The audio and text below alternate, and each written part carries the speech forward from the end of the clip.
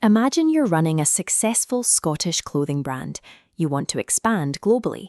If the launch fails to gain traction, the costs of international logistics and unsold inventory can quickly outpace revenue, eventually forcing your production line to a dead stop. Managing that risk requires moving away from intuition and towards structured data. Leaders evaluate their market position by organizing their internal capabilities against the pressures of the external environment. A common framework for this is the SWOT analysis. It organizes a company's current reality and its future possibilities into 4 distinct quadrants. The top row identifies internal factors the company can control. This includes strengths to build on, like a high-quality product range, and weaknesses to correct, such as limited cash reserves. The bottom row looks at external influences. These are opportunities the company could grasp, like an e-commerce boom, and threats they must mitigate, such as a sudden increase in interest rates. By documenting these factors, management gains a more balanced view of the challenges ahead. This formal structure provides the factual foundation needed to make a massive, long-term business choice. That high-level choice is a strategic decision. These are long-term, high-risk objectives that dictate the future direction of the entire company, like committing to that U.S. expansion.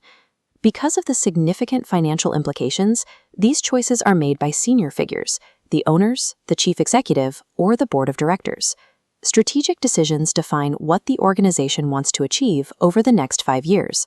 However, at this level, they rarely contain the specific details of how those goals will be met. This willingness to set a direction based on market analysis has driven the growth of entire industries, specifically in the early days of software development.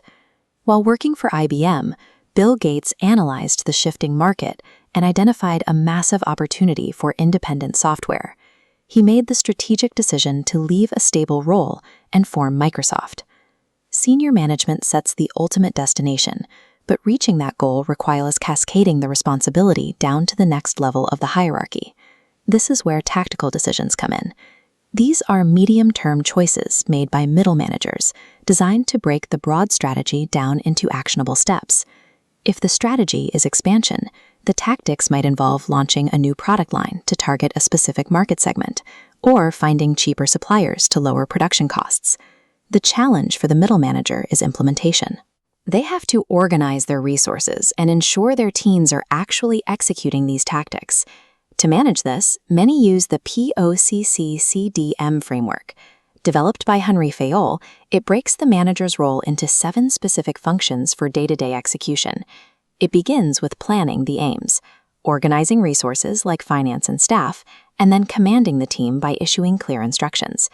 The manager must then coordinate the work across different departments and control the progress by monitoring and evaluating performance against the plan. Finally, managers delegate specific authority to their subordinates and motivate the workforce through team participation and empowerment. Without these tactical choices and the structure of POCCCDM, a senior leader's strategic vision remains an unfulfilled idea. At the lowest level of risk, we find operational decisions. These are the day-to-day choices made by junior managers, supervisors, and team leaders on the shop floor. These include routine tasks like arranging work rotas, ordering stock from regular suppliers, or dealing with an immediate customer complaint. The frequency and speed of these daily decisions are often determined by the way the business is structured. In a centralized structure, head office retains the authority for most decisions to ensure uniformity. In a decentralized structure, authority is spread out, allowing local managers to make on-the-spot choices to handle customer problems. These operational choices are the final, granular steps in the chain, physically moving the business toward its strategic goal one day at a time. Implementing a choice is only half the job. Managers must then evaluate the outcome to determine if the original objectives were actually achieved. Success is measured through specific indicators. Have profit margins improved?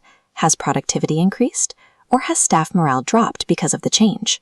A decision can be undermined by internal factors, like a lack of managerial skill, or by external pressures, like a sudden change in the economy. Effectiveness across the entire hierarchy is required. Senior leaders provide the strategy, middle managers provide the tactics and POCCCDM execution, and junior staff provide the operational consistency. When a company aligns these three levels of decision-making, they transform unpredictable market risks into a measurable, engineered path toward growth.